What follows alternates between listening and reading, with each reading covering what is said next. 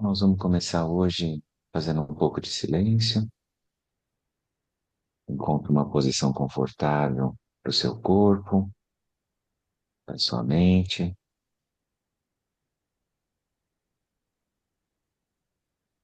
Você pode deixar o seu olhar 45 graus, olhos semicerrados, ombros relaxados, coluna ereta.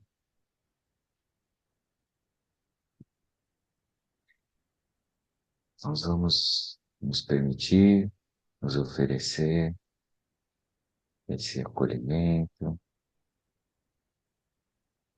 esse voltar à própria casa. Deixe que sua mente, sua consciência permeie todo o espaço do corpo.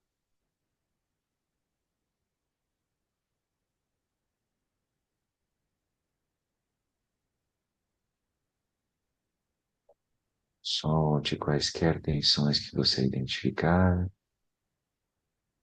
e nos próximos instantes foque essa qualidade de um profundo relaxamento.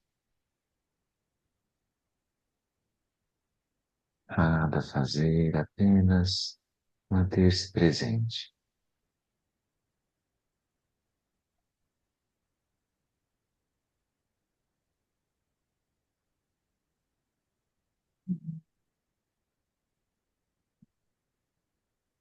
Perceba que se a mente estiver propondo outras imagens, ideias, histórias, solte como uma nuvem no céu. Traga de forma gentil a atenção para o foco da respiração. A respiração natural, espontânea, lá no abdômen,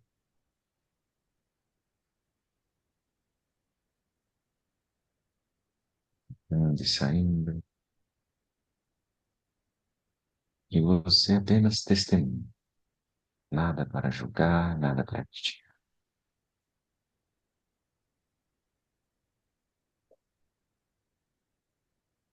Percebeu? Se distraiu novamente, retorne.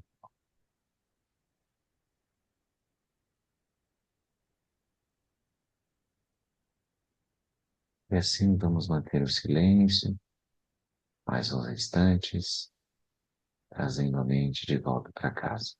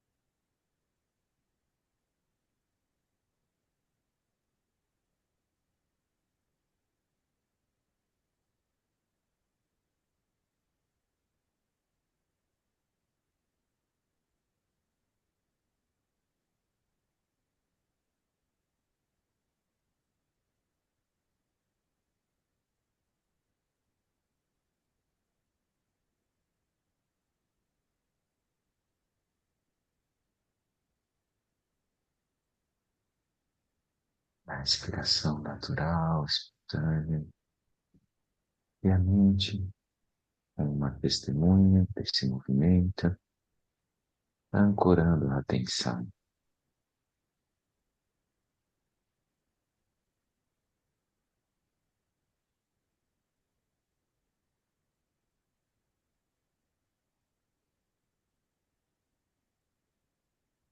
Você pode observar os movimentos involuntários que surgem na tela mental. E ainda assim, não é necessário que a consciência se mova. A consciência pode estar totalmente imóvel, presente, em meio às flutuações de pensamentos e imagens.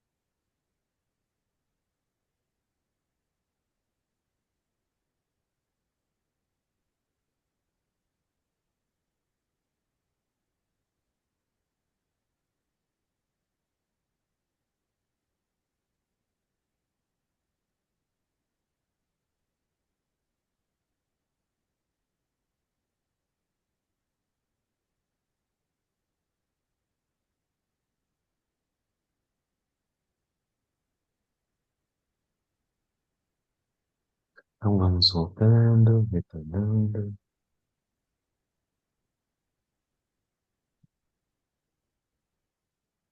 Vejam, a gente teve 10 minutos de silêncio. Tentem gravar isso, né, na mente de vocês, como é que ficou o padrão que estava antes, a rotação, né, a velocidade, 10 minutos depois, como muda. O grupo também auxilia na energia de praticar em grupo. Boa noite, turma. Quem chegou depois também, vamos estar de novo. Fazer as preces então iniciais. Eu vou compartilhar a tela aqui. Deixa eu achar. Ah, tem que pedir pro host.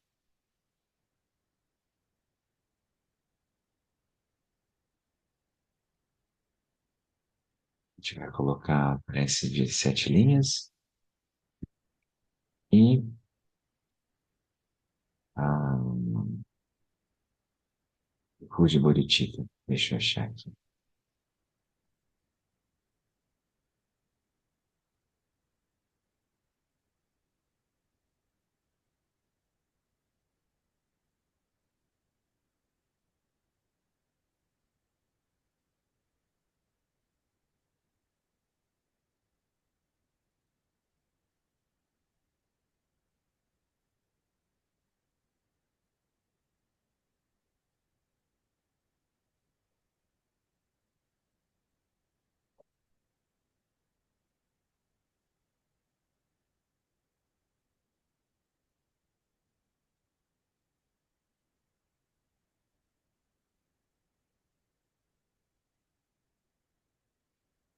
Muito bem, estão vendo, né? A gente faz uma vez em português, duas vezes em tibetano. Na fronteira noroeste do país de origem, no coração de pólen de uma flor de lótus, você obteve mais excelente e maravilhoso seed. Renomado como aquele que nasceu do Lótus, você está cercada por um vasto séquito de Dakines. Enquanto pratico seguindo seus passos, rogo que se aproxime para conceder suas bênçãos. Ó Guru Pema, conceda-me os sírios. Ho, Virginia, Jina, Jansan, Pema, Gesardam, Pola, Yansen, Chukino, Drumni, Pema, June, Jesu, Drag. Ordu, Kandro, Mampe, Kur, Chechi, Jesu, Dandruki. Dingji Lobju Sheksu Sor Guru Pema Sidi Hon Origin Eugene Liu San Pema Gisar Don Pola Yan Zeng Choki No Drumni Pema Junle Jesu Drag Ordu Kandro Mampe Kur Chichi Jesu Dandruki Dingji Lobju Sheksu Sor Guru Pema Sidi Hon Refúgio Buritita. Deixa eu ajustar a tela aqui que eu acho que não está aparecendo o finzinho, né?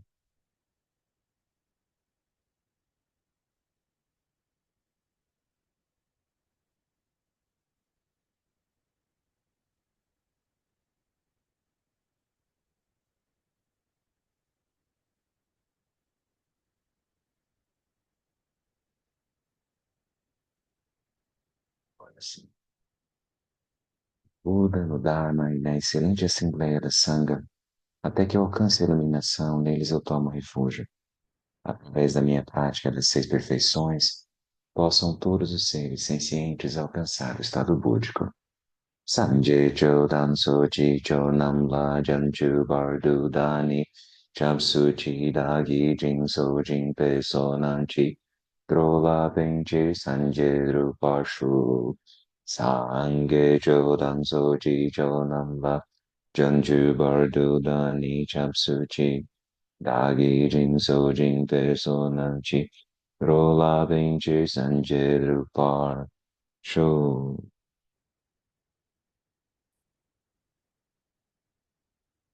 Muito bem. Todo mundo já conhecia as preces ou alguém está conhecendo agora?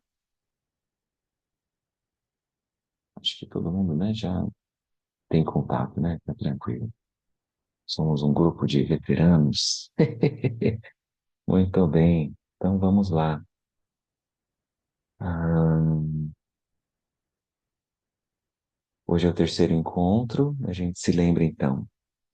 Primeiro, primeiro dia a gente conversou sobre a causa primária, a natureza búdica. Todos os seres têm a natureza búdica. E aí disso, o que que deriva, né? A gente precisa ter clareza que nem todos manifestam o pleno potencial e que a gente consegue fazer isso através de um treinamento. Ele mostrou então no segundo dia, na semana passada, então a gente viu que existem famílias, 5 famílias que o Gampopa vai descrever. O Gampopa, então, lá século XII, né, no Tibete, então ele já tinha estudado duas vertentes principais, né, através dos antigos Kadampa, então um treinamento monástico, como a gente comentou, estrito, gradual, e depois também um treinamento de yoga que ele recebeu do Mahamudra do Milarepa, né, Tilopa, Naropa, Marpa, Milarepa, Gampopa, a linhagem Kagyu.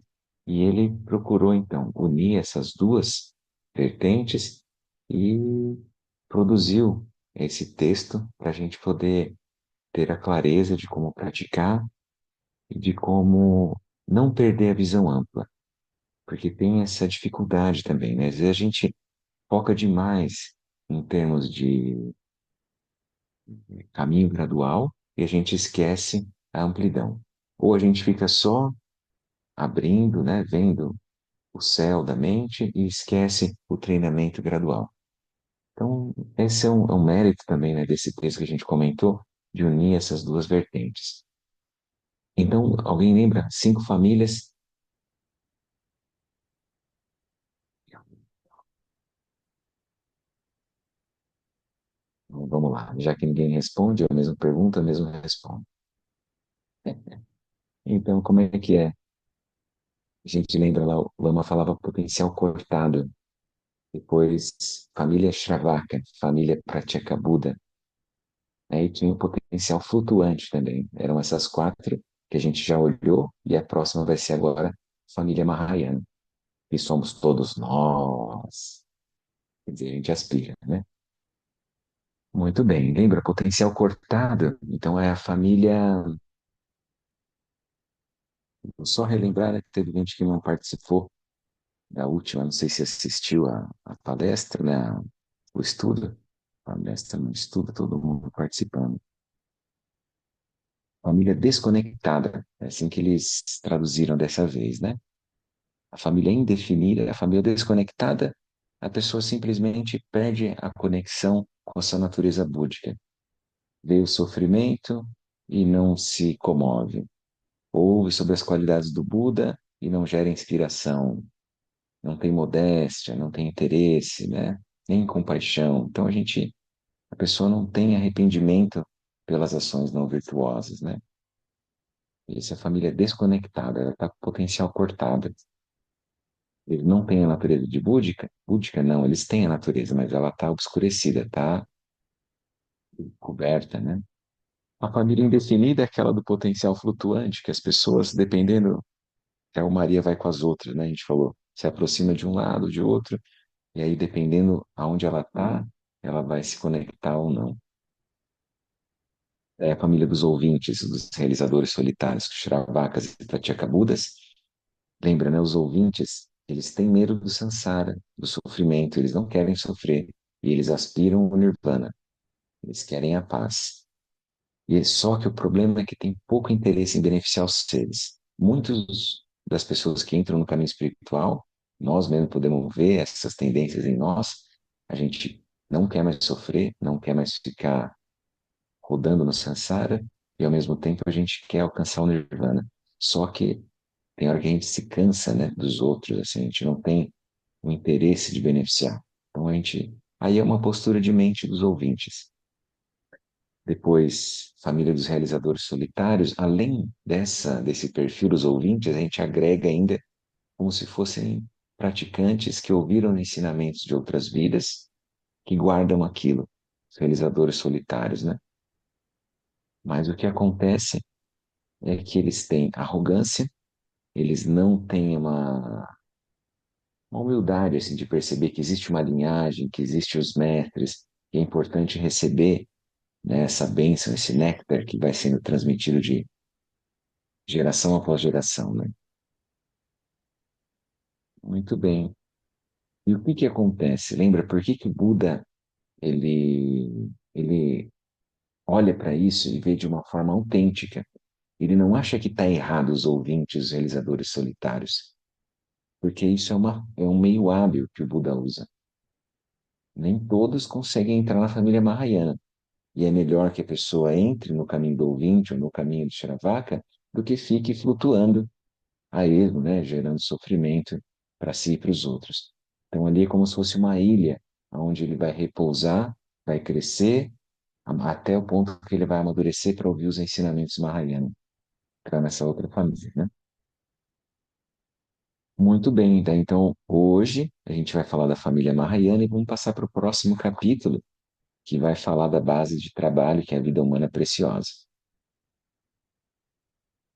Quem estiver acompanhando no livro, a gente está na página 80. Quem estiver acompanhando no PDF, aí eu já não sei. Se alguém puder ajudar a gente, PDF, vamos olhar aqui. 39. 89? É 39. 39. 39. Uhum. Valeu, Egon. Então vamos lá. Família Mahayana. Yana, lembra, é veículo, Maha é grande. Então, que tipo de família é a Mahayana? O sumário, classificação, definição, sinônimos, razão, pela qual é superior às outras famílias, características causais e marcas. Estes 6 pontos compreendem a família Mahayana. Classificação. Esta família possui duas classificações: família naturalmente manifesta e a família que pode ser desenvolvida. Todo mundo, por favor, quando tiver alguma dúvida, façam perguntas, tá bom? Família naturalmente manifesta, família que pode ser perfeitamente desenvolvida. Aí a definição. Em segundo lugar, vem a explicação sobre as respectivas essências desses indivíduos. A família naturalmente manifesta possui, desde tempo sem início, o potencial de desenvolver todas as qualidades búdicas com base na talidade. Lembra, talidade, suchness, né, a palavra em inglês, que é a realidade tal qual ela é, como as coisas são. Bom, a gente usa essa palavra, né, talidade. A família que pode ser perfeitamente desenvolvida apresenta o potencial de alcançar todas as qualidades búdicas através do poder do hábito das raízes de virtude. Aqui já está apontando mais para um caminho gradual, né? Vai desenvolver um hábito das raízes de virtude. E aí manifestar a plena natureza búdica, né? Assim, ambas oferecem a oportunidade de alcançar a iluminação. Uma já é mais direta, né? Deu para entender, é isso, a família naturalmente manifesta, ela tem já essa conexão mais direta, e é que pode ser perfeitamente desenvolvida, já é uma questão mais de desenvolver-se, né? De prática, poder do hábito das raízes de virtude. Sinônimos. Sinônimos de família são potencial, semente, esfera, modo natural de permanência.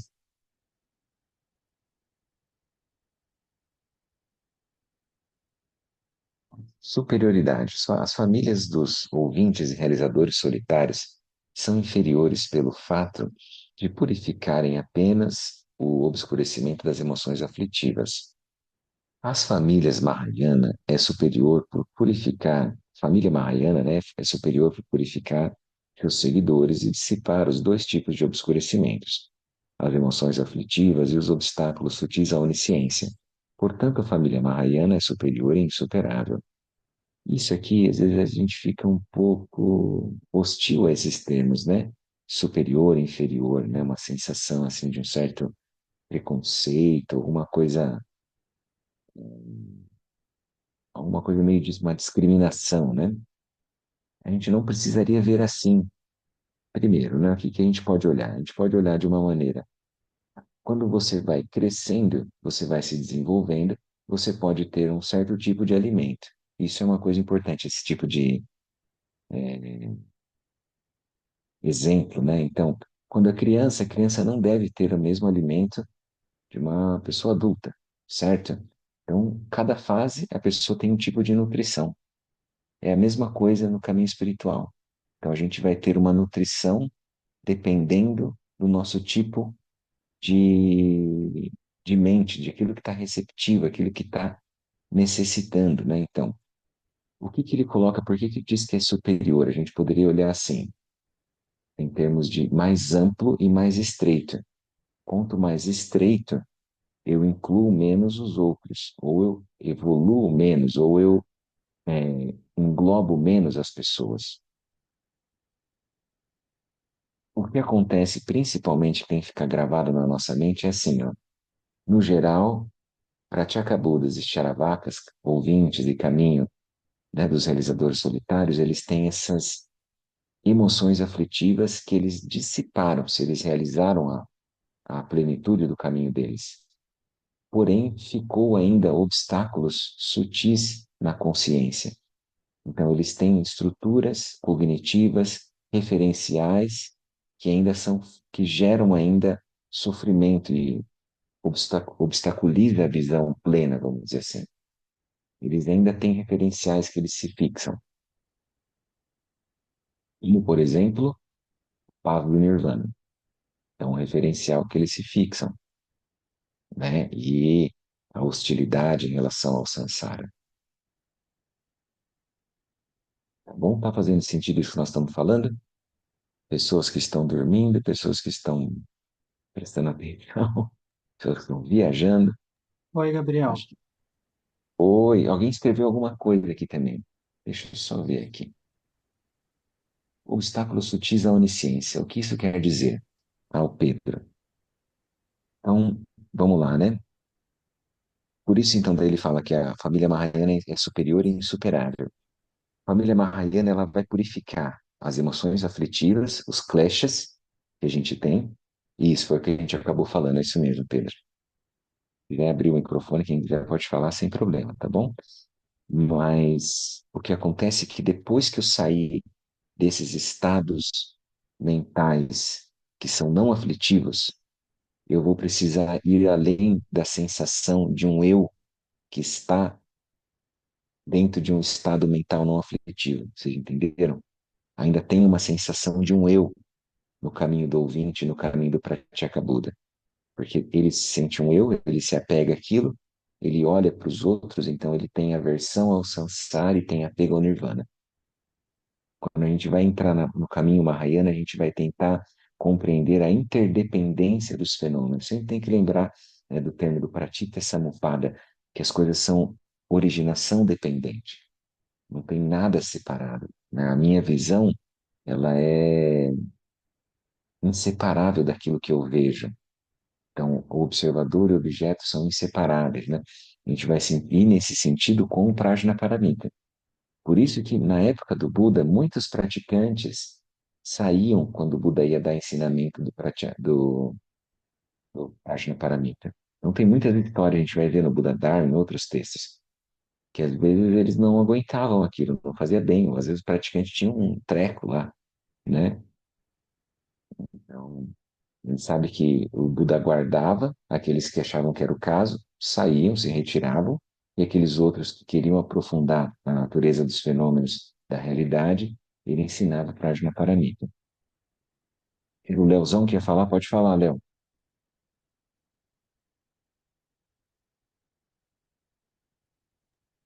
Não fui eu que levantei a mão, foi acho que a Renata ali, né? Ah, desculpa, eu achei que era você que tinha combinado, né? O cara que é contratado para fazer pergunta. Não, mas daqui a pouco eu vou fazer também. Pode falar, Renata. Fui eu. E o que quer dizer quando ele fala que a família Mahayana é insuperável? Por que que ele fala que a família Mahayana é insuperável? É. Eu não entendi, cortou. Ah, não sei, minha internet não está muito boa. O que quer dizer quando ele fala que a família Mahayana é insuperável? Ele quis dizer família Mahayana é superior e insuperável porque não tem um outro estágio que precise chegar, entendeu? Não tem como superar aquilo que a família Mahayana, os ensinamentos, vão oferecer para nós. Dentro do Mahayana, a gente recebe também o Vajrayana, o caminho rápido, né, veloz, do diamante. E dentro do Vajrayana também tem o Dzogchen, que é a linhagem direta da grande perfeição. Então, o Mahayana engloba tudo isso. O principal fator do Mahayana é a Bodhicitta, que é o espírito do despertar, que eu preciso incluir todos os seres, mas não é só uma questão afetiva, da bondade amorosa, da compaixão. Eu tenho que ir além também com a questão da vacuidade dos fenômenos, com a originação dependente. Então, essa visão não tem como superar a visão última, que vai ter, vamos dizer assim, que vai ser desenvolvida plenamente dentro da linhagem Mahayana, né, da tradição. Então, quem entra nessa família e se apropria dos ensinamentos, ouve, contempla e realiza aquilo, ele não tem mais como ir além, né? Basicamente é isso. Entendi, mas ele pode, tipo, retornar para um estado anterior, voltar a ter o É, de obstáculo e, digamos, mostrando retroceder. Ele não consegue subir mais, mas é, ele pode voltar para trás. o que acontece, Renata, nesse ponto é assim, ó, pode acontecer no estágio inicial, a pessoa faz o voto do Bodhisattva, mas ela ainda não tem uma profundidade. E às vezes ela se depara com dificuldades, entende? Aí ela fala, eu não aguento mais, chega. Para mim deu esse adeus mundo cruel, entendeu? Daí ele fala, não, chega de. Daí ele vou buscar a minha iluminação, a minha liberação. Isso pode acontecer num estágio inicial. Porém, quando a pessoa vai aprofundando e ela passa desse estágio inicial, ela vai perceber que as coisas são interdependentes e que não tem como, no fundo, não tem como se separar dos outros.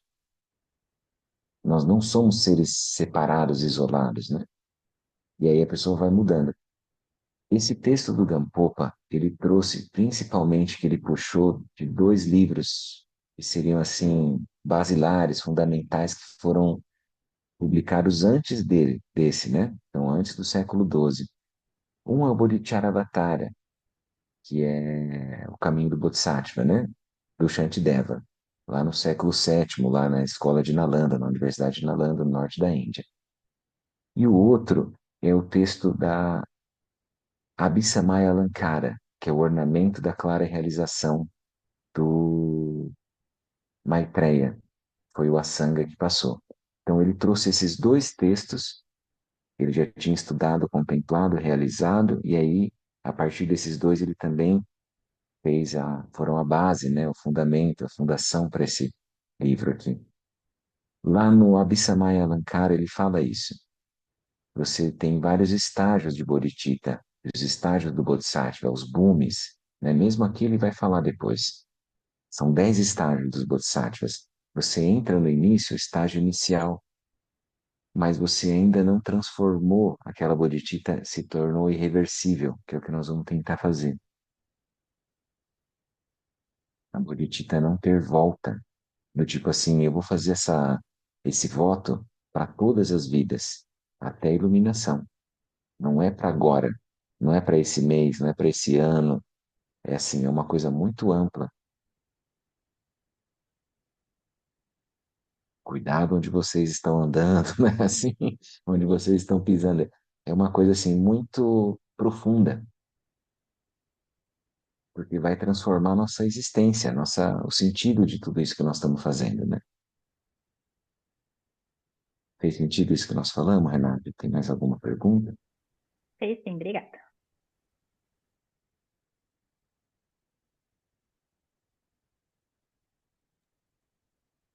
Oi, Gabriel, Ô, Ricardo, tudo bom? tudo bom? É, eu, eu fiquei pensando a respeito aqui, nessa questão das famílias, e o que me passou na cabeça é que como se fosse uma escadinha mesmo, como se fosse um começo, a família desconectada, depois indefinida, e assim elas vão subindo, né? Mas a gente nunca está em uma família só por inteiro, né? Porque a gente, quando começou a família desconectada, falei, nossa, às vezes eu sou assim mesmo, realmente, né? Porque às vezes o sofrimento é uma coisa tão banalizada já na vida da gente, né? A gente vê notícias e tudo mais, que a gente não se comove muitas vezes, né? Daí depois foi para a família definida, Maria foi com as outras. Eu fiquei, nossa, eu também sou isso daí. E depois os outros, eu também tenho. E daí foi indo assim, e daí eu fiquei confuso, né? Porque a gente fica achando que é um passo a passo e que vai seguindo certinho, né? Ah, agora eu já passei da família desconectada, agora eu já estou definido. Mas no final é uma mistura, né? E tem essa separação por algum motivo, assim, que eles separaram com essas características, eles não, né? Foi separado por essas características, cada família, como se fossem degraus para poder chegar na Mahayana. Quando o Gampopa escreveu isso, era para ser pedagógico, sabe, Ricardo? Para ajudar as pessoas que querem praticar. Mas Uhum, não é que é uma descrição assim rígida, porque você está muito correto, cara. A gente tem a natureza livre, a nossa mente é muito ampla e ela se manifesta no mesmo dia de muitas formas, uhum, não é verdade? Então, não necessariamente essa questão gradual, assim, linear, paulatina, de uma escadinha para outra. Pode até ser que tenham estilos de mente que sigam essa forma. Não tô, eu não estou excluindo, entendeu? Que isso não pode ter. Pode ser que uhum, tenha pessoas que vá bem dessa maneirinha. Pode acontecer. Mas eu acho que a maioria não é assim. A maioria tem uma liberdade e às vezes vai sentir a mente cada hora de um jeito. Como sim, se fosse um pano de fundo a nossa paisagem, né, Ricardo? É isso que é a coisa. Por isso que a prática precisa, como a gente comentou, a bodhicitta se tornar irreversível, que aí não tem volta. Aí você uhum, não oscila mais nas outras famílias. Ele fala, então, a imagem aqui, no começo a bodhicitta é como a terra, então a terra recebe tudo. Então, o sol, a chuva, tudo a gente recebe. E aí a gente vai precisar amadurecer aquilo para que a boritita se torne como o ouro. E aí você pode martelar, você pode mexer de todas as formas, é sempre boritita, é sempre ouro, entendeu? Independente do que acontecer. Ah, entendi. Mas você tá correto, cara. É isso mesmo que acontece. Todos nós, acho que sentiram assim, correspondidos com o que você estava falando. Tem uma afinidade, é isso mesmo. A nossa mente vai oscilando conforme a paisagem sutil, né, que está o pano de fundo da nossa mente, vamos dizer assim. Sim. A gente pode se ver em fases da nossa vida, o mesmo, né, às vezes no mesmo dia, né? O inferno e o céu de cada dia, que a gente vai sentir que oscila mesmo. Uhum.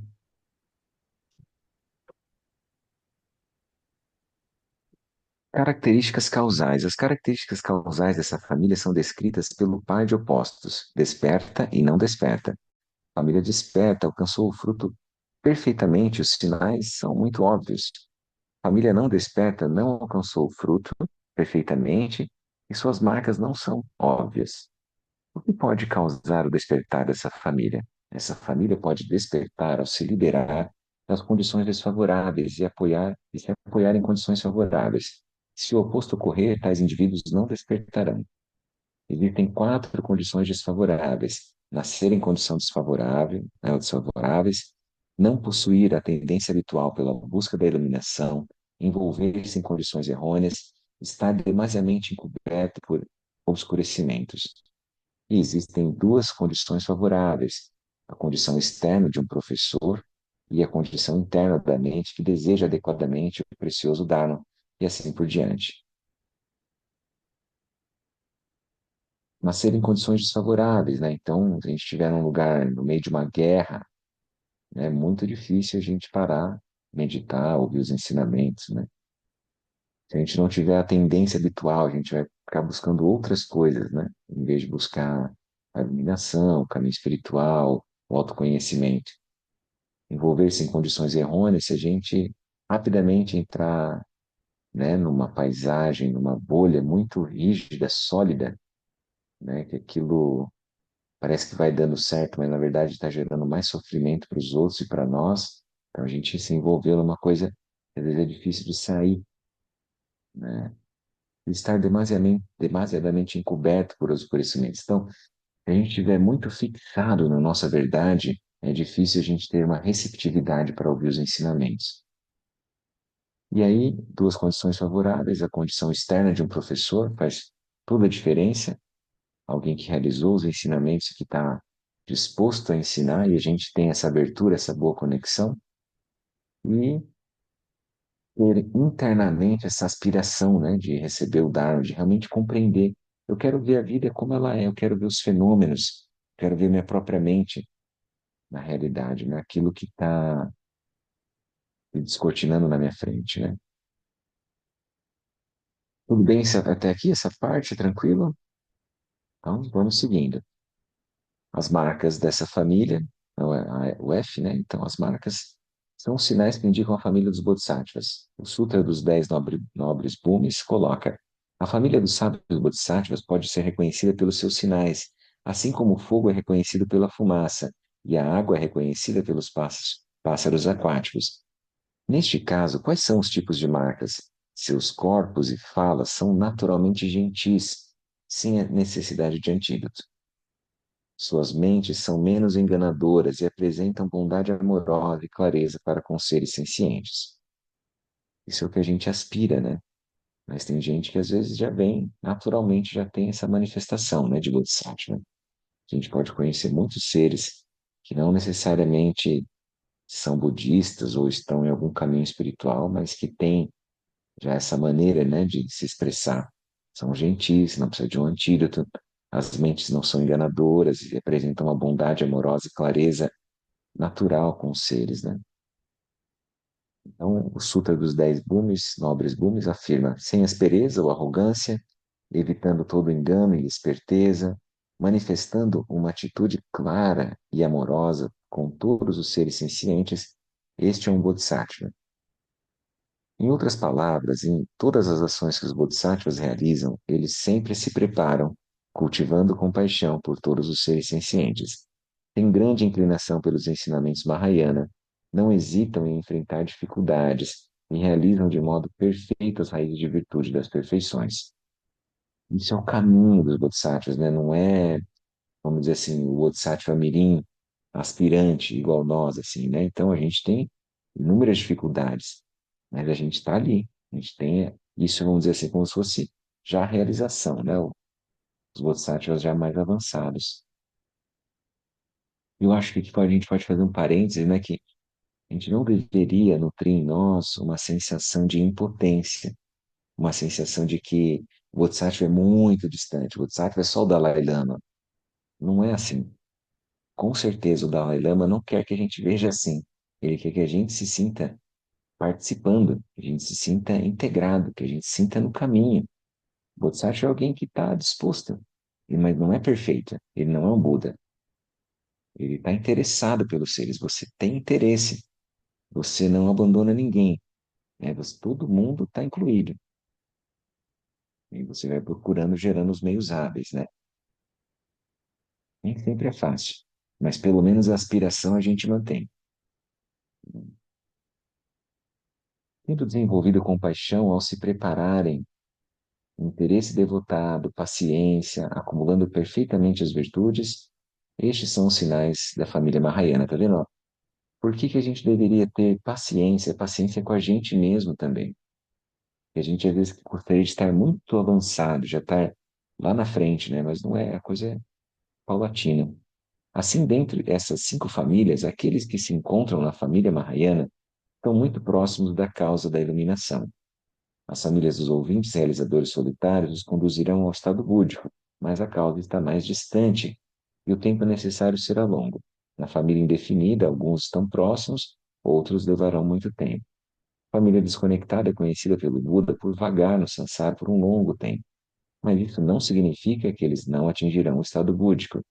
Eles podem atingir o estado búdico, mas levará muito tempo. Portanto, visto que todos os seres sencientes pertencem a alguma dessas famílias, todos têm a natureza de Buda. Desta forma, pelas razões acima, foi demonstrado que todos os seres sencientes são da natureza de Buda. Além disso, considerem os seguintes exemplos. Exemplo é bom porque a gente guarda, né? Fica claro, é uma imagem mental que a gente pode então se apropriar, aquilo, absorver aquele conhecimento. Então, os exemplos: a prata escondida na pepita ou o ouro, né? O óleo na semente de mostarda ou gergelim, dependendo, né, da paladar aí do caboclo, e a manteiga que se encontra no leite. Então, lembra, né? Então, a prata já está lá na pepita, o ouro já está lá escondido, né? O óleo já está na semente e a manteiga, ela é extraída do leite.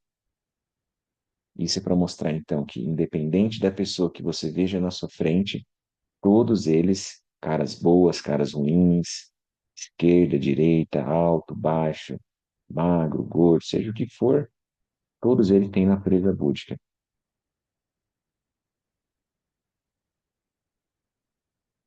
A gente não vê assim, né? Às vezes a gente vê, esse cara não tem natureza búdica. A gente acha que, ainda mais se ele não pensa igual a mim, né? Do mesmo modo, seres sencientes, então, podem se tornar Budas. Essa é a boa nova, a boa notícia desses capítulos aqui, né? Da parte 1. Antes da gente passar para o próximo, alguém quer falar alguma contribuição, pergunta?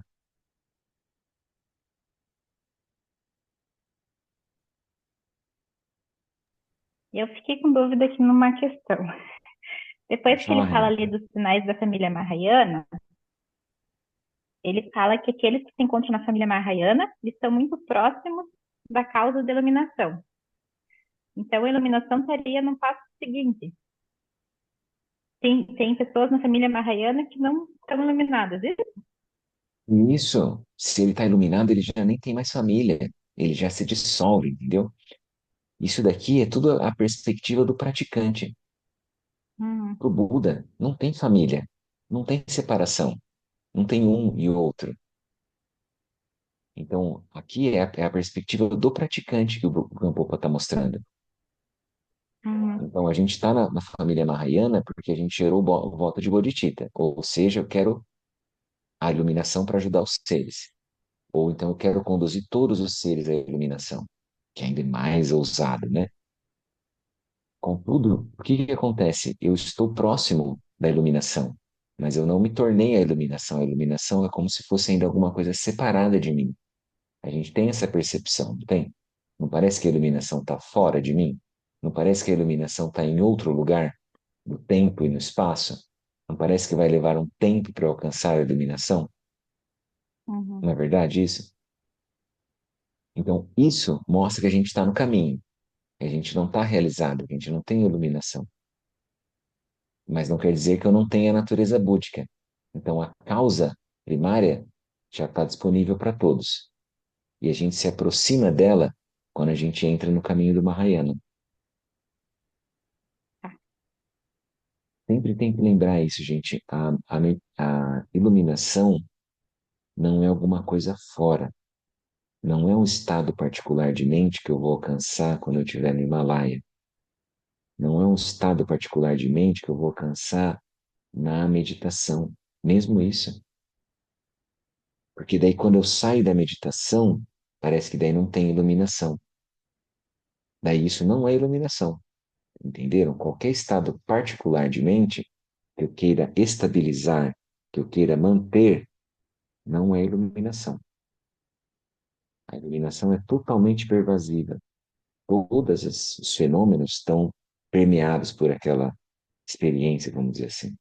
É difícil de falar as palavras, mas não é nada que eu sectarize, entende? Que eu tente isolar, que eu tente fazer um círculo no entorno, um perímetro. Isso é iluminação, tudo que está fora disso é não iluminação. Isso daí eu reifiquei a dualidade. Muito bem. Então nós vamos para a parte 2, a base de trabalho.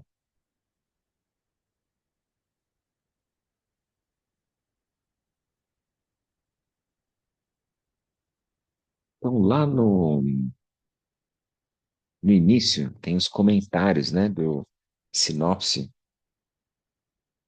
do tempo, né, que traduziu do tibetano para o inglês, lá na década de 90. Então a gente vai ler essa, esse resumo que ele fez, né? Para mim aqui é página 39 no livro, quem tiver com... Aí tem que voltar, né? Voltar lá na sinopse. Veja se vocês encontram aí. Eu vou ler, depois a gente volta lá para o capítulo mesmo. Agora, então, que a gente sabe que existe a natureza búdica e que a gente quer acessar ela, que a gente quer ingressar no caminho do Mahayana, ele vai propor um método para nós. Qual é esse método no budismo tibetano? Primeira coisa que eles ensinam para a gente são os 4 pensamentos que transformam a mente, ou inversores da mente, né? Então a gente vai olhar a vida humana preciosa, a gente vai olhar a impermanência e a morte, a gente vai olhar o karma, a gente vai olhar o sofrimento. Vida humana preciosa, vamos dizer assim, parece que é a boa nova, né? A boa notícia. As outras 3 são coisas difíceis, né? As pessoas têm dificuldade, assim, a gente olha para impermanência e morte, né? Ver karma, sofrimento. Mas, na verdade, tudo isso é para elucidar a experiência que a gente está passando, não é uma verdade final. São sempre ensinamentos provisórios, tudo isso que nós estamos falando. Que a gente não deve se fixar, a gente deve olhar a partir desse ensinamento, contemplar isso na nossa vida. Quando a gente treina e a gente lê alguma coisa, a gente deve tentar olhar na nossa vida com os nossos olhos mesmo, entendeu? Então, por exemplo, passa uma semana até a gente se encontrar novamente. A gente deveria pegar todo dia e tentar olhar com a lente daquele ensinamento que a gente passou. E aí tentar olhar as experiências daquele dia. Aquilo fez sentido, não fez? Aquilo encaixou em algo ou não? Então, eu vou procurando os exemplos, lembra de contemplar os exemplos. que é para tornar o Dharma vivo, né? O ensinamento. Bem, pessoal? Então vamos lá. A base de trabalho, a vida humana preciosa. Como mencionado anteriormente, mesmo que a natureza búdica permeie todos os seres sencientes, algumas causas são necessárias para manifestar completamente esse potencial. A vida humana é uma das causas mais importantes.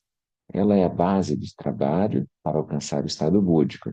A vida humana chamada de preciosa é uma vida com liberdades e vantagens. Ter liberdades significa que há interesse no caminho, que se dispõe de tempo suficiente para estudar e praticar os ensinamentos. A verdadeira independência. Mesmo havendo muitos seres humanos no mundo, nem todos têm interesse no Dharma. Sempre Dharma a gente pode pegar como ensinamentos de lucidez, né? Esse termo Dharma, ou como verdade, realidade, você vê a verdade, né? E mesmo aqueles que têm interesse podem não ter tempo para participar. Para eles, não é possível dedicar tempo suficiente de suas vidas para avançar. Portanto, nem todos os seres humanos têm uma vida preciosa, apenas uns poucos. Ter vantagem significa dispor do conjunto de todas as diferentes causas e condições. Mesmo que apenas uma das 10 vantagens esteja faltando, perdemos a oportunidade de praticar o precioso Dharma, mesmo sendo seres humanos. Portanto, quando possuímos as liberdades e vantagens, temos a oportunidade de superar todo o sofrimento, de desenraizar todas as causas do sofrimento e de alcançar as qualidades completas da iluminação. Dessa forma, ao possuirmos essas qualidades, devemos aproveitá-las completamente, sem procrastinação ou preguiça. O tempo passa rapidamente a cada instante. Não há tempo adicional para prolongarmos nossas vidas. O conhecimento é infinito e não temos tempo para estudar tudo.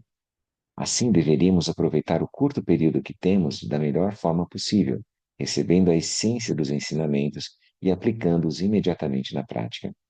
As liberdades e vantagens não surgem sem causas, mas são o resultado de grandes ações virtuosas, da acumulação de méritos e sabedoria através de muitas vidas. Se você não seguir acumulando essas virtudes, méritos e sabedoria, e apenas gastá-los, entre aspas, com os prazeres e felicidade dessa vida, corre o risco de não reconquistar esse corpo humano precioso que possui agora. Se isso acontecer, você perderá todas as chances de beneficiar a si mesmo e aos outros. Como é melhor trocar a felicidade temporária do samsara pela felicidade definitiva da iluminação? É por isso que é tão importante estar vividamente consciente da oportunidade que temos com esta vida humana. É como uma joia preciosa que seguramos em nossas mãos. Seria muito triste se jogássemos na lama ou a trocássemos por uma pedra comum. Para utilizarmos essa vida humana da melhor forma, precisamos ter fé ou confiança. Primeiramente, a confiança está baseada no papel da causa e do efeito. Todos os sofrimentos do samsara são causados por ações não virtuosas. Todos os benefícios e toda felicidade, temporários ou definitivos, são causados por ações virtuosas. Devemos ter confiança na lei inexorável de causa e efeito e nos dedicarmos a essa prática. Então, para nos liberarmos completamente do ciclo do samsara, precisamos desenvolver a aspiração de alcançar o estado búdico completo, o estado totalmente desperto. Vejam esse estado como o benefício e a felicidade absolutos, e vejam que não há outra maneira de gerar felicidade duradoura. Para fortalecer essa confiança, olhamos as qualidades excelentes do Buda, do Dharma e da Sangha, as três joias. O Buda é a corporificação da sabedoria e da compaixão. O Dharma é o veículo que nos possibilita nos livrarmos de toda a confusão e desenvolvermos as qualidades do Buda. É a alquimia absoluta que transforma todas as negatividades. A Sangha apresenta exemplos de praticantes bem-sucedidos, guerreiros no campo de batalha do Sansara que vencem todos os oponentes, o Sansara e as emoções aflitivas. Então existe essa imagem, né, do guerreiro, né, Bodhisattva guerreiro, que protegem todos os seres sencientes e os levam à iluminação. Assim, se possuirmos uma fé baseada nas liberdades e vantagens de uma vida humana preciosa, não levará muito tempo para cruzarmos o oceano de Sansara e trazermos benefícios a muitos seres sencientes. Que eu falei mais acelerado, né? Rapidinho assim.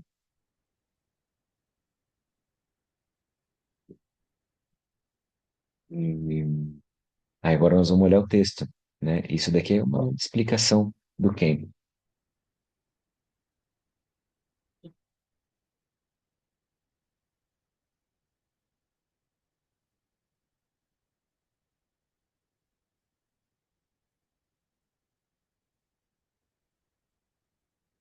É um pouquinho, né? Não sei se a gente vai conseguir ver tudo hoje.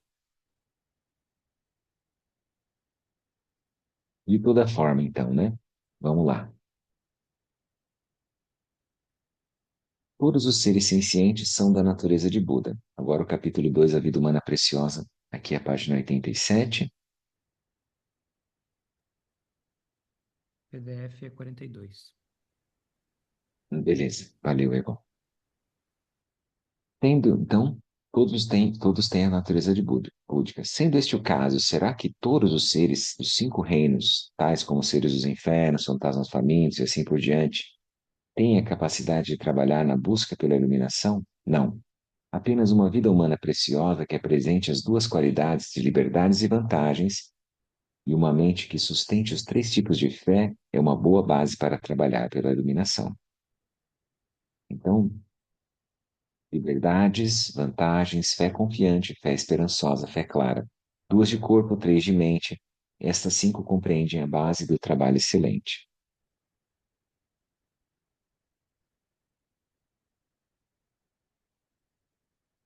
Então a gente sempre vai se lembrar, né? A vida humana nem sempre é preciosa, não é toda a vida humana que é preciosa. A vida humana se torna preciosa quando você faz dela algo significativo. Então, quando você aprofunda e você busca olhar propriamente, olhar os próprios fenômenos e ter uma lucidez sobre aquilo tudo,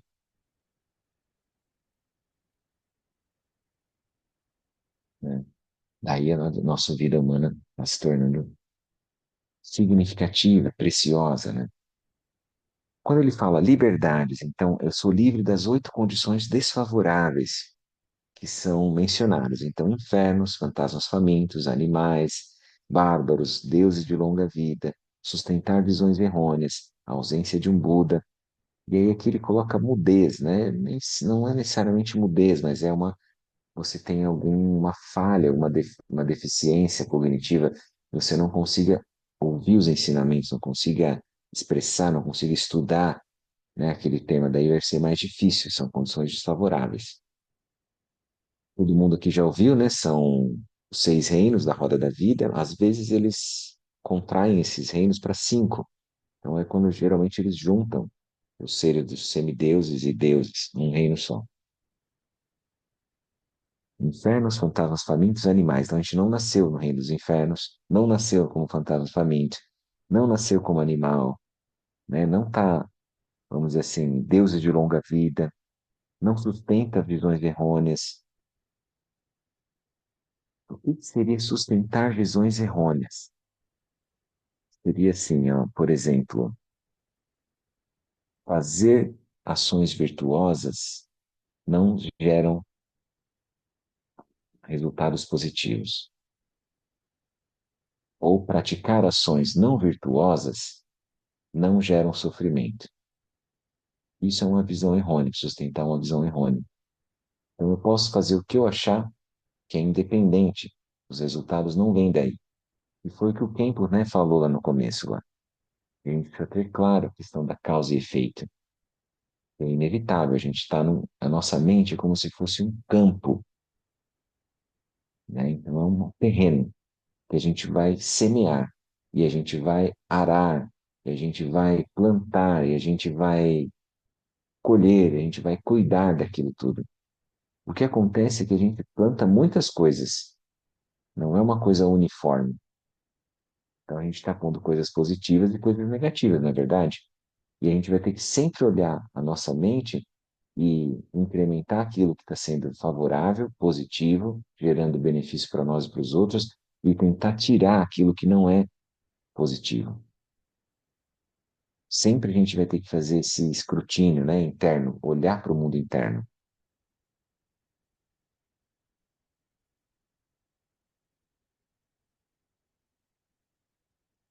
Então, de que forma essas condições são desfavoráveis? Nos reinos dos infernos, os seres têm natureza de sofrimento constante. Os fantasmas famintos são torturados por sofrimentos mentais. Os animais são pesadamente subjugados pela ignorância.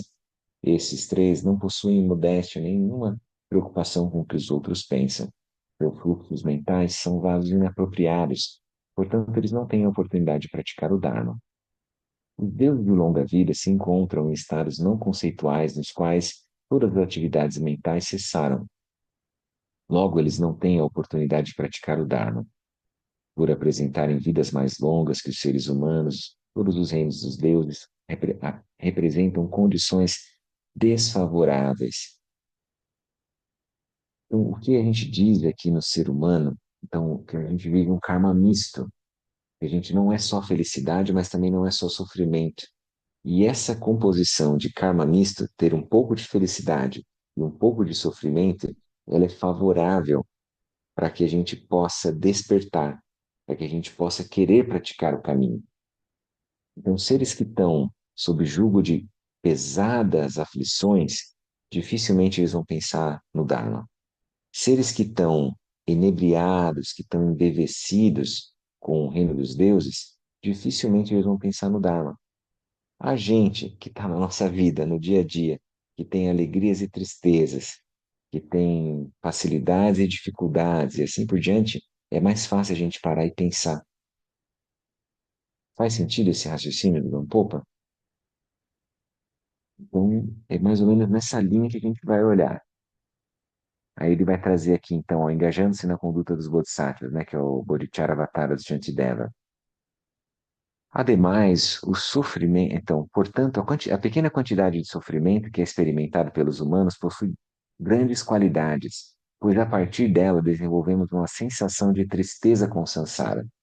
Isso pacifica a nossa arrogância, faz com que surja em nós a compaixão pelos outros, faz com que aprendamos a gostar de ações positivas e nos afastar de ações negativas.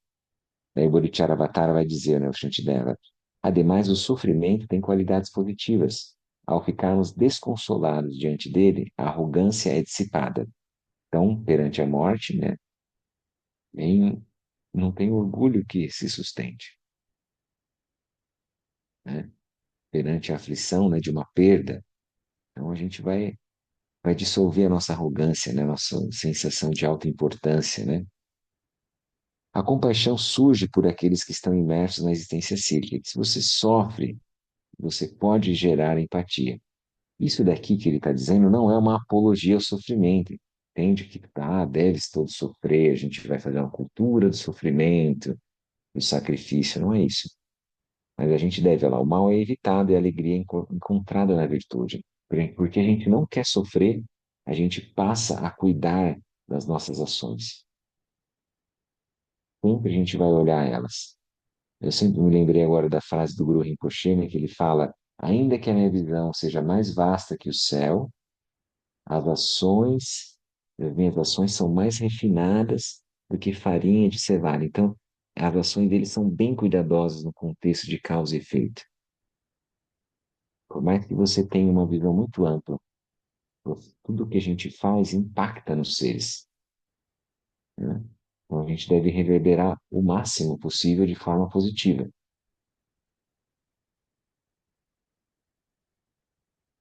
Muito bem, pessoal. Essa é a explicação de como os quatro reinos não humanos não possuem liberdades. Mesmo sendo seres humanos, os bárbaros têm dificuldades em encontrar os seres espirituais. Na outra tradução, ele também dizia é, seres que estão em guerra, seres que estão em conflito, que estão em ambientes muito hostis. Né? Porque ele agora colocou bárbaros aqui, né?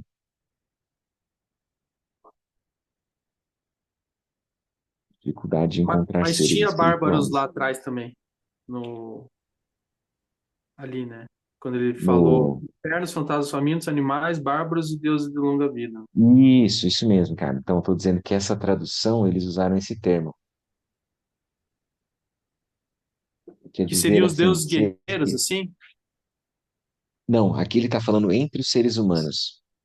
Entendeu? Os deuses guerreiros já estão junto com os deuses lá. Mas seriam deuses guerreiros dentro dos seres humanos, né? Asuras dentro do mundo humano, vamos dizer assim.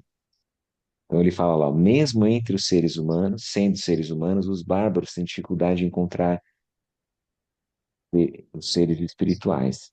Então, se ele está muito com uma mente, né, de guerra, de conflito, aqueles que sustentam visões errôneas não conseguem compreender que as ações virtuosas são a causa de renascimentos superiores ou da liberação. Se nascemos em uma época em que não há um Buda, não existem professores que possam explicar o que deve ser feito e o que deve ser abandonado. Pessoas mudas ou sem inteligências não conseguem compreender os ensinamentos sobre virtude e não virtude. Quando se está livre de todas essas 8 condições, isso é chamado de liberdade excelente. Então, também existem essas histórias, né, que não surgem, tem épocas que não surgem Budas, não tem professores. Então, aí é complicado também, você não vai ter as instruções. Então, a gente está numa época em que o Buda veio e que o Buda também decidiu, que alcançou a iluminação, né, e decidiu ensinar, porque ele poderia ter decidido não ensinar. Vocês vejam que incrível, né? A gente está nessa época que a gente tem liberdade, a gente tem as plenas faculdades mentais, a gente consegue se entender, a gente consegue ler o texto, a gente consegue ouvir os ensinamentos. E aqui tem um ponto só para a gente poder ir encerrando, né? Depois a gente continua a partir daqui nas vantagens, né? Nós vamos andando conforme a coisa vai surgindo, né? Não dá para ser aquela coisa muito assim, temos que completar esse capítulo, que daí não vai fluir. O mais importante é que todo mundo depois, né, desses 10 encontros que a gente vai ter, que sinta que é um texto que é muito precioso, ele tem muito valor, ele ajuda a gente a encadear o raciocínio, a gente pode ter clareza no que nós estamos fazendo no caminho. E o caminho espiritual não deveria ser alguma coisa que eu vou girar em círculo, vocês estão entendendo? Eu vou voltar para trás. Não é isso, eu quero aprofundar, eu quero avançar. Eu não quero me tornar refém à mercê das minhas emoções perturbadoras, né, dos meus enganos cognitivos e assim por diante. Tá? Tem um ponto importante que eu queria frisar aqui, né, para a gente poder encerrar e aí abrir, se alguém quiser fazer algum comentário, pergunta. Que aqui no texto do Gampopa ele fala, mas eu achei que ficou mais claro aqui no comentário, na sinopse do Kenpo.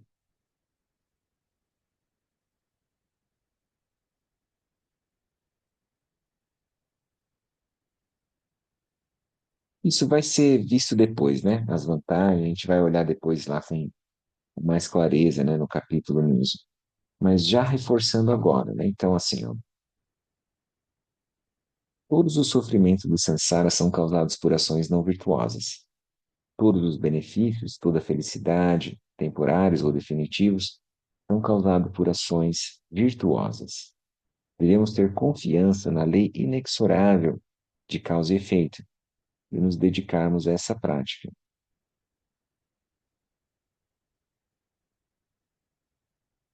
Então, para nos liberarmos completamente do ciclo do samsara, precisamos desenvolver a aspiração de alcançar o estado búdico completo, estado totalmente desperto. Vejam esse estado como benefício e felicidade absolutos. Vejam que não há outra maneira de gerar felicidade duradoura. O que eu queria dizer aqui, né? Porque às vezes a gente olha para os sofrimentos e a gente não pensa que eles são frutos de ações não virtuosas. Ou a gente pensa que é uma coisa fortuita, é o acaso, ou a gente tem uma visão parcial dos nossos próprios sofrimentos, né? As pessoas, muitas vão sentir, mas por que isso acontece comigo?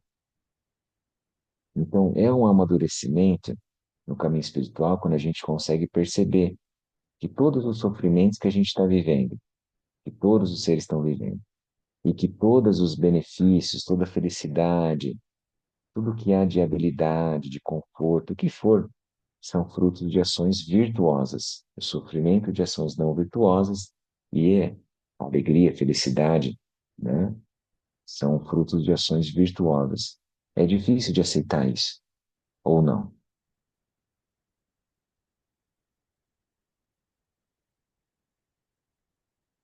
Po- Fala, Posso Leozão. falar então? Opa. Então, né, Ah, nesse bom, achei que ponto, você já ia romper o nosso trato aí, né, cara, de fazer as perguntas.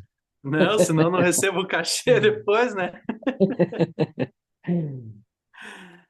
Ah, então, você vê, né, como é que é, né? A gente fala tanto, né, que os seres superam o sofrimento, que não sei o quê, mas o sofrimento também tem uma qualidade positiva, né? Então, às vezes eu fico pensando assim, nossa, mas às vezes aquele sofrimento vai ser bom para a pessoa amadurecer, né? Tipo,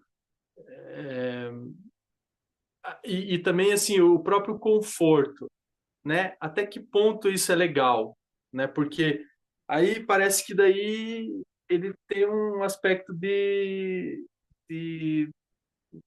vamos dizer, de deixar muito leve, assim, né? Tipo, então eu vejo que esse conforto, assim, é uma coisa que para mim é uma coisa facilmente, eu quero mais disso, quero isso, assim, né? E só que pode ser que isso seja um obstáculo, né, pro caminho. Então, até assim, às vezes oferecer o conforto para os outros, sabe? Tipo, por isso que eu digo, o que que seria, né, ter o melhor seria ter a clareza mesmo, ter uma onisciência, né, a lucidez, né, do Buda, porque às vezes aquilo que a gente acha que é o melhor para o outro não necessariamente pode ser o melhor, né? Não, sem dúvida, Leozão, é isso aí, cara. O melhor que a gente pode fazer, oferecer para os outros, é a nossa compreensão, né? O insight, tudo que a gente tenha de clareza, né, sobre a situação. Mas enquanto a gente não tiver onisciência, a gente vai fazendo com aquilo que a gente pode. Sempre que a gente puder ajudar a aliviar o sofrimento dos outros, a gente vai fazer isso. Mas é claro, a gente sabe que as experiências, quando vem o sofrimento, a pessoa vai ter que aprender de alguma forma a lidar com aquilo. Se a gente puder ajudar ela, maravilha, né? Esse é o nosso papel. A gente não precisa dizer assim, vou deixar o outro sofrer um tanto lá, que aí sim, quando ele aprender, daí tudo bem, tranquilo. Não, então o que a gente puder oferecer para a pessoa, maravilha. Mas a gente sabe que às vezes a gente não consegue tirar a pessoa do enrosco, não é verdade, Gal? Às vezes todos nós aqui já tentamos com outras pessoas, mas ela vai ter que gerar nela mesmo as causas e condições para poder sair daquilo. Enquanto a mente dela estiver operando daquela forma, é mais difícil da gente poder romper aquela barreira, né? Sim, e daí, assim, eu vejo assim, muito essa questão do, que nem a gente estava falando, né, de samsara, né? Até que ponto, porque que nem, vamos supor, eu pensar em outras formas de, sei lá, de profissão, de coisa, assim, isso são preocupações que surgem. Daí, às vezes, eu falo assim, não, eu não vou me preocupar, eu vou soltar, porque isso pode ser, assim, tipo, samsara, né? Mas, é, aí eu também fico pensando, tá, mas daí, porque tem um esquema, né, que o Lama fala, né, resolver é o jogo do samsara, daí tem o aspecto da disciplina, da mudança de paisagem e da liberação, né, tipo, liberar aquelas coisas, né, que estão surgindo. Eu tava Uhum. sempre pensando assim, não, eu vou liberar para não ficar preso no samsara, mas eu não sei se isso às vezes não é, tipo, meio que um não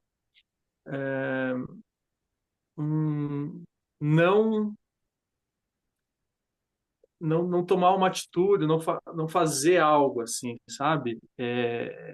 Porque o liberar às vezes parece que assim, então eu não vou ficar me preocupando com essas coisas, eu não vou, sabe? Tipo, Ah, tem um aspecto meio assim, não, o liberar é o ponto que você não está sendo arrastado pelas ideias, pelos pensamentos, por planejamentos, tudo, mas tudo bem. Aí estoura um pneu do teu carro, alguma coisa, você tem que resolver, entendeu? Você tem que aí aquilo, sei lá, estourou alguma coisa ali, não é que você tem que resolver, mas se você quiser andar com o teu carro, você vai ter que tomar uma atitude, né? Se você Isso. quer fazer, vamos supor, se você teve algum machucado, se você quer melhorar aquele machucado, você vai ter que tomar uma atitude, né? Então, às vezes, e para, vamos supor, para ideias do que fazer no mundo, também é uma questão que às vezes parece, não, mas isso é samsara, porque é uma construção, é um planejamento, é um sonho, só que se você quer ter uma condição financeira melhor, alguma coisa, isso também é uma preocupação que, né, que você quer ter um bem-estar, que você quer ter uma melhora. Só que isso aí é dito como samsara, né? Ou não?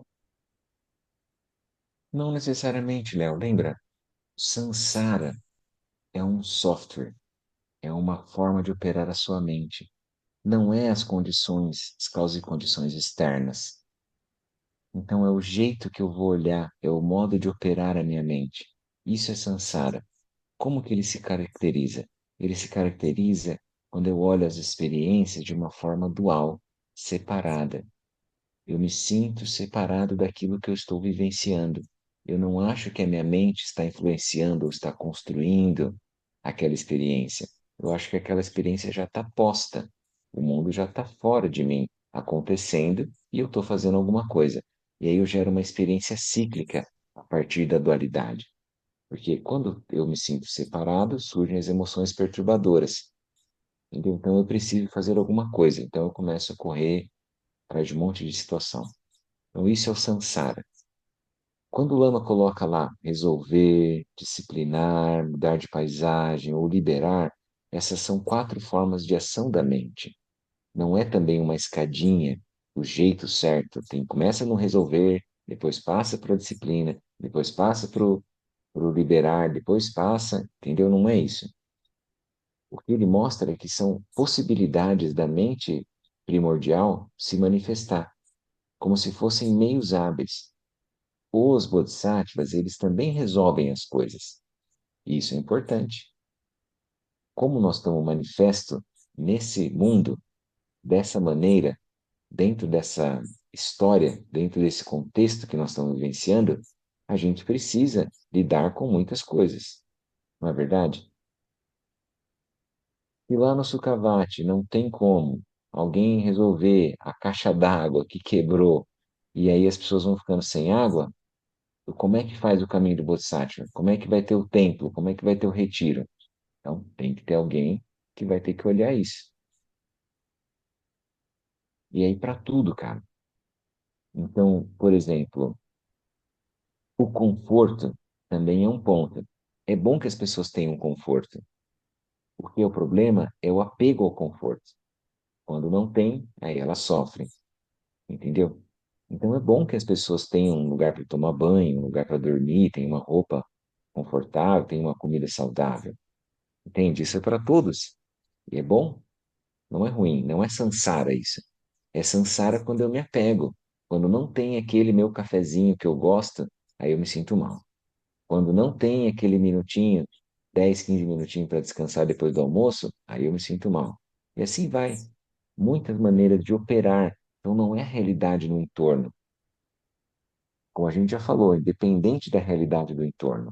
É o jeito que eu começo a operar minha mente e construir a realidade, né? Que ela é ilusória, mas não é que é ilusória no sentido que não exista. Ela é virtual porque é uma forma que eu estou imputando valor nas coisas e começo a me relacionar daquela maneira. Então tá tudo bem a questão do conforto, né? Isso não é questão de samsara. Sempre é isso, cara. Então, não é a felicidade que é o problema, não é a felicidade. É bom que as pessoas tenham felicidade temporária e definitiva. O problema é se fixar condições flutuantes externas, né, como o amor das pessoas, como reconhecimento, né, como alguma, sei lá, qualquer coisa, benfeitoria externa que precise ter, né, e eu não encontro o meu âmago, na minha essência, essa energia primordial que já está lá abundante, né? Então, todo o caminho é para a gente poder remover os obstáculos, para a gente poder perceber essa energia que já está lá disponível, e aí eu não vou mais tomar refúgio em coisas fora. Não vou tomar refúgio na profissão, nos amigos, na família, quem quer que seja. Nem no mestre externo do Lama. Vai ter que superar isso também, né? Que a gente já conversou. Então, no caminho é importante o mestre, a gente toma refúgio nele, mas ele vai mostrar que ele está lá para apontar o mestre primordial. Ô, rapaz, espera lá, deixa eu ver aqui. Acho que alguém perguntou alguma coisa. Vamos lá. Na verdade, a Renata está na fila. Gostaria que você fizesse uma consideração, se possível. O Francisco está falando. E aí tem a Renata também. Podem falar. Quem quer falar primeiro? Renata. Aqui. Eu acho que você meio que respondeu aqui, mas assim, eu acho que às vezes o sofrimento ele é necessário para a gente começar a ter essa visão da dualidade, da questão ilusória, porque senão a gente acaba se fixando, às vezes, numa felicidade temporária. E às vezes a felicidade temporária ela pode ter uma duração muito extensa, até a duração da vida inteira. E às vezes o sofrimento vem como algo a quebrar essa felicidade temporária e fazer com que a gente perceba que tem algo a mais. Então, eu acho interessante trabalhar com o sofrimento, não só como tendo uma qualidade negativa, mas também como tendo uma qualidade positiva.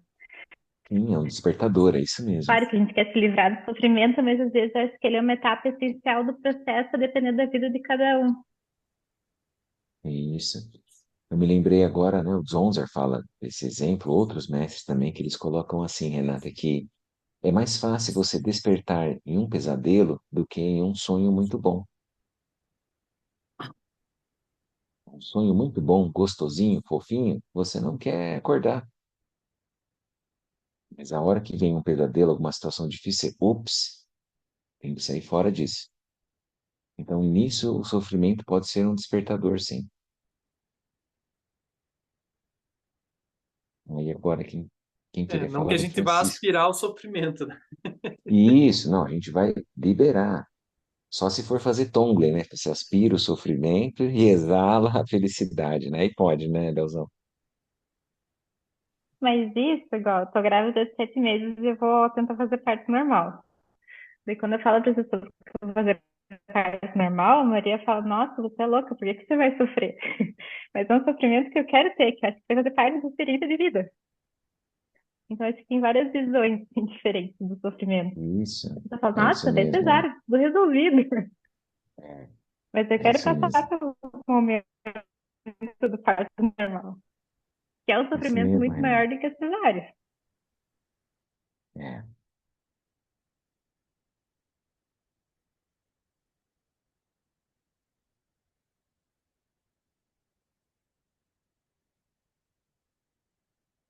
Francisco, uma questão que sempre me ocorre, acredito que seja comum entre a sanga. Vamos lá.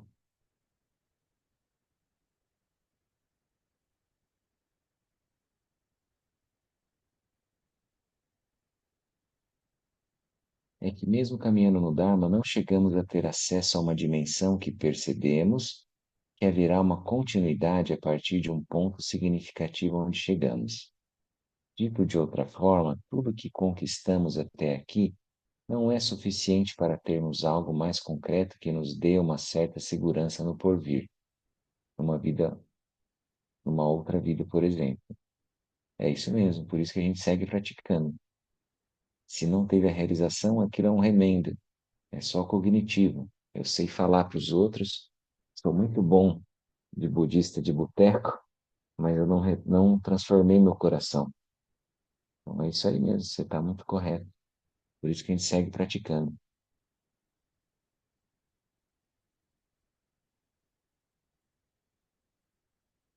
Alguém tem mais alguma pergunta, alguma colocação?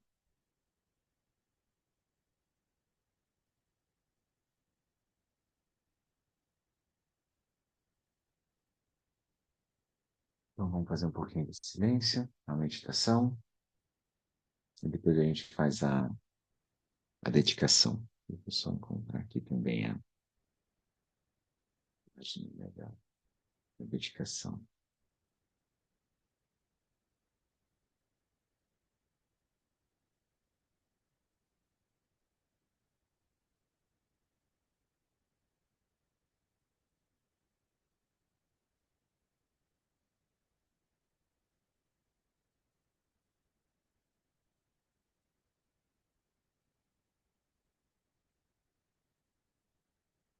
Então, encontre uma posição confortável. Vamos fazer alguns instantes de silêncio, especialmente depois que a gente olhou, né, os conceitos, as ideias, os ensinamentos. Sempre é bom a gente poder deixar aquilo decantar, elaborar, né? Então vamos soltar agora. Agora não tem mais nada para fazer, nada para resolver. Os próximos instantes, permita-se esse relaxamento profundo. Solte qualquer ideias, conceitos, fabricações mentais.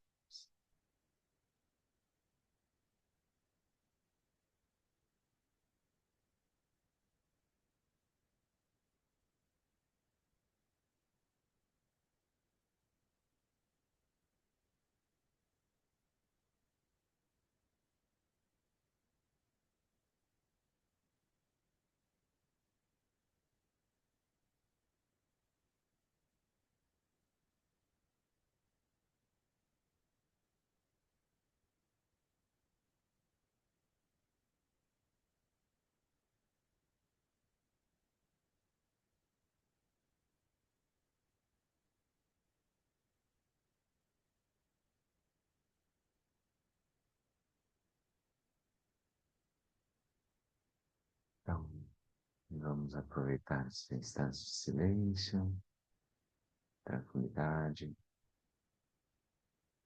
todo e qualquer mérito que tenha sido gerado nessa prática. Nós vamos dedicar para os seres terem felicidade temporária e definitiva. Vamos lembrar das frases de Metta Bhavana. Todos os seres sejam felizes, todos os seres sejam livres do sofrimento. Todos os seres encontrem as causas verdadeiras da felicidade e superem as causas verdadeiras do sofrimento. Que todos os seres sejam felizes, todos os seres sejam livres.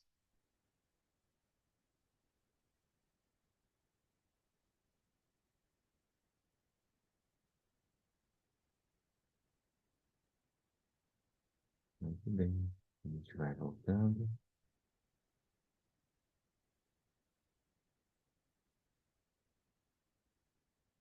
A Dani Narim colocou aqui, sugeriu terminarmos o encontro de hoje lendo a Precious Human Life do Dalai Lama.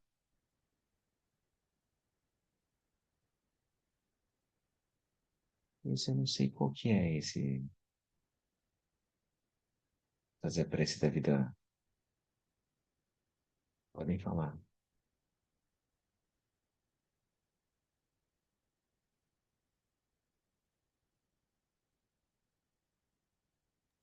Ô, Gabriel, Léo aqui. Tudo Oi, bem? É, tudo bom? é tudo já. Na verdade, a gente uma oração, uma prece, eu não sei, né, que a gente tem aqui, inclusive está na frente aqui do nosso altar, que vida humana é preciosa, né? É bem interessante que tem um pouco a ver com o que você comentou ali na sinopse ali. Então, Sim, por quem se favor. interessar, né, acho que deve ter na internet, enfim. Uhum, Por Então, favor, faz pra gente então. uhum. A gente põe no grupo, tá, a gente coloca no, ali. no WhatsApp. Ah, beleza. Tá bom?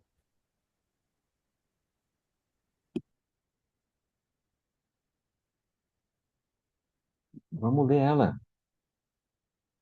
Agora? Isso. Tá, eu vou ver se eu acho ela em português. A Dani já tá vendo aqui.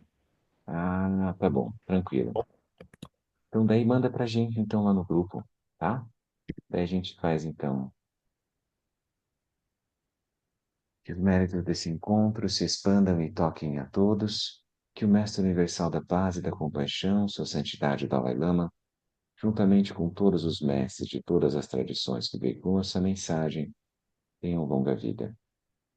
Que todos estejam a salvo de gerar pensamentos negativos, obstáculo mais destrutivo.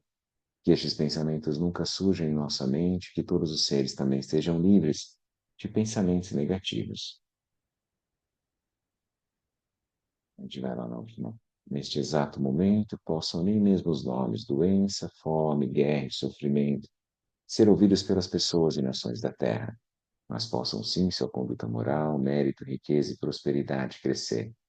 Possam a suprema bem-aventurança e bem-estar sempre surgir para elas.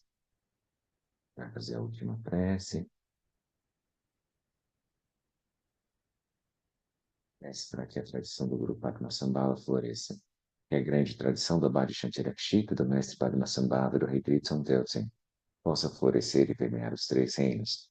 Que a presença das três joias nunca se separe do fluxo mental dos seres, segurando assim o sublime bem-estar através dos três tempos.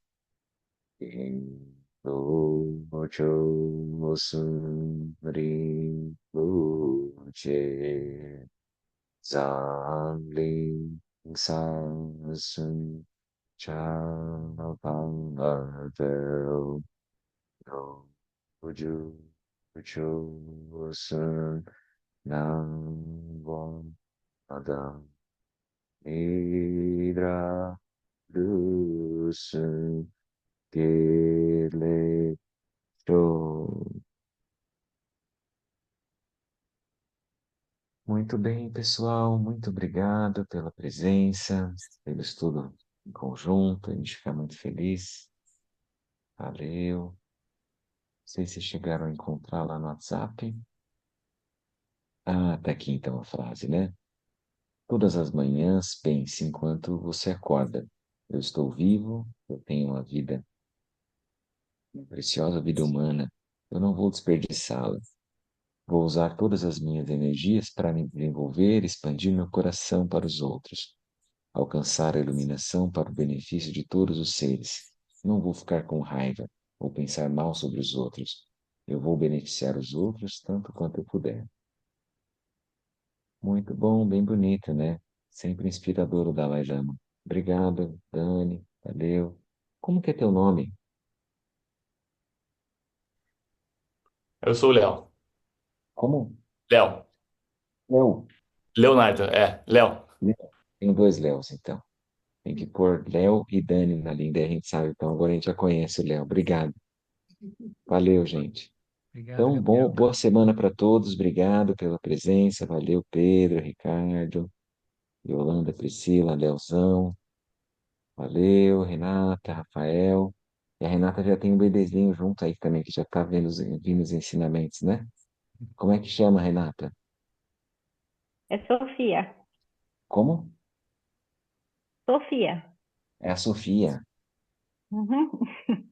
Então, seja bem-vinda também, a Sofia. Obrigado, gente. Obrigada. Até Tchau, boa mais. Boa noite. semana. Valeu, Tchau, tchau, Ricardo. tchau. Valeu, Ista. Até mais.